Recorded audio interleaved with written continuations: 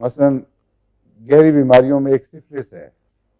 آج کل سمجھا جاتا ہے کہ اس کو ہمیشہ کے لیے انسان کے معاملات سے پاک کر دیا گیا ہے، اس کا کوئی اب اثر انسان پر نہیں رہا، کیونکہ سفلس کی ایک عام سادہ سی دوائی ان کو یہ مل گئی کہ پینسلین اگر 30 دن تک مسلسل دیں اور بعد میں رجحان اس سے بھی زیادہ دینے کا ہوا تو سفلس کے متعلق سمجھا جاتا تھا کہ جڑ سے اکھڑ جاتا ہے.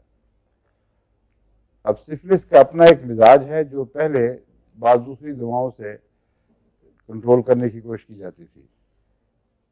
ظاہر بات ہے کہ سفلس نسلی اعضاء سے تعلق رکھنے والی چیز ہے.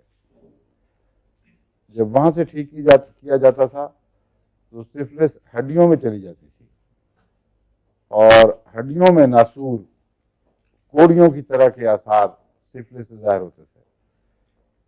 ہڈیوں سے اس کو کیور کیا جاتا تھا تو عام ہڈیاں چھوڑ کر ناک منہ کی ہڈیوں پر حملہ کرتی تھی، اور جب وہاں سے اس کو دبایا جائے تو ایسے مریض پاگل ہو جاتے تھے.